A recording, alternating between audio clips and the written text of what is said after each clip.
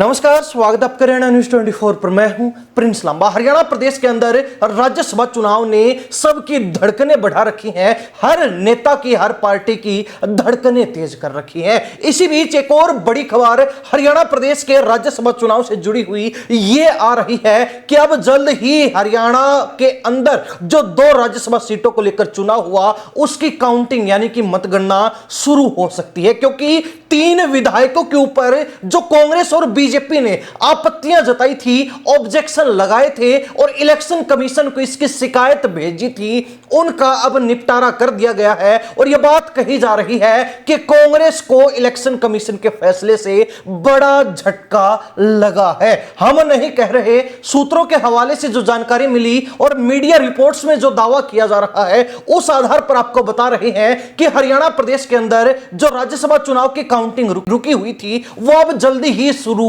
हो सकती है, क्योंकि इलेक्शन कमीशन ने पाया है कि कांग्रेस विधायक परमवीर सिंह, जिनके वोट के ऊपर जब उन्होंने वोटिंग की थी तो सीक्रेसी लीक हुई थी, यानी कि उसकी गोपनीयता वोट की भंग हुई थी विधायक की गलती के चलते। तो ऐसे में उस पर भाजपा ने ऑब्जेक्शन लगाया था और उसकी शिकायत इलेक्शन कमीशन को भेजी थी। और इलेक्शन कमीशन ने वीडियोग्राफी चुनाव की देखने के बाद पाया है कि कांग्रेस विधायक परमवीर सिंह जो टोहाना से हैं, उनका वोट अमान्य है। और इसके साथ ही कांग्रेस ने भी आपत्ति जताई थी हरियाणा सरकार के मंत्री और भाजपा विधायक अनिल विज के वोट के ऊपर। हालांकि वो पिछले काफी समय से बेड रेस्ट पर हैं, दोनों टांगों में फ्रैक्चर है, लेकिन इसके बावजूद भी व्हीलचेयर पर बैठकर वो राज्यसभा चुनाव के लिए वोट डालने चंडीगढ़ में हरियाणा विधानसभा में पहुंचे थे, जिसके बाद जो है उनके वोट पर भी आपत्ति जताई गई थी हरियाणा कांग्रेस के द्वारा।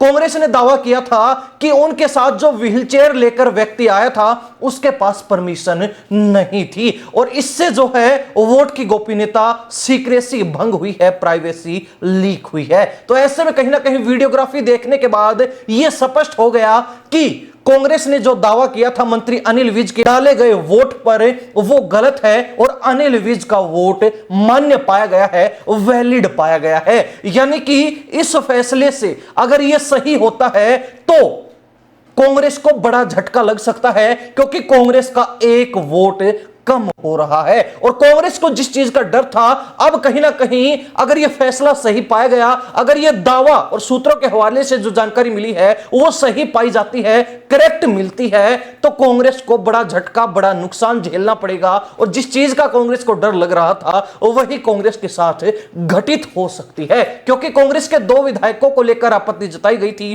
तो ऐसे में भरत सिंह बेनीवाल जो इलाहाबाद से विधायक हैं, उनके वोट को लेकर अभी तक कोई जानकारी नहीं मिल पाई है, लेकिन कांग्रेस विधायक परमवीर सिंह का वोट इनवैलिड बताया जा रहा है, इलेक्शन कमीशन की तरफ से अमान्य पाया गया है। तो अनिल विज का वोट मान्य मिला है, इलेक्शन कमीशन ने मान्य पाया है। अब कहीं ना कहीं यह माना जा रहा है कि अगर भरत सिंह बेनीवाल का वोट भी किसी कारण से इनवैलिड हो जाता है या फिर कैंसिल माना जाता है, अमान्य पाया जाता है, तो कहीं ना कहीं कांग्रेस की जो मुश्किलें हैं वो वास्तव में ही बेहद बढ़ सकती हैं, क्योंकि बीजेपी का एक सबसे बड़ा फायदा तो इनेलो के 2 विधायकों के वोट ना डालने से भी हुआ है, इससे जीत का आंकड़ा कम हो सकता है। लेकिन दूसरी तरफ अब कहीं ना कहीं अगर वोट इनवैलिड मिलते हैं तो इससे कांग्रेस को सीधा सीधा नुकसान है और कांग्रेस इस मामले में दूसरी पार्टी को किसी भी तरीके से दोष नहीं दे पाएगी, यहां किसी भी तरीके से बीजेपी की गलती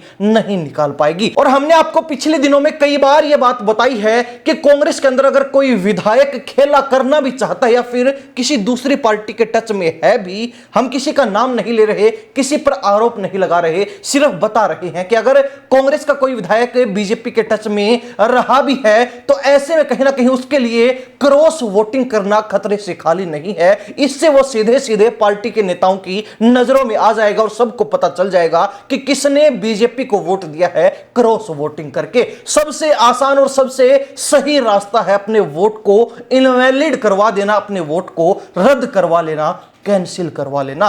खैर यहां पर कुछ ऐसा ही घटित हुआ है, लेकिन यहां ज्यादा चांस ये नजर आ रहे हैं कि ये वोट जो है इनवैलिड जो हुआ है वो जानबूझकर नहीं किया गया बल्कि गलती से हुआ है। अब कहीं ना कहीं इलेक्शन कमीशन के सूत्रों से ये जो जानकारी मिली है उसमें कितनी सच्चाई है, कितनी हकीकत है, इसको लेकर आप क्या सोचते हैं कमेंट के माध्यम से जरूर लिखिए।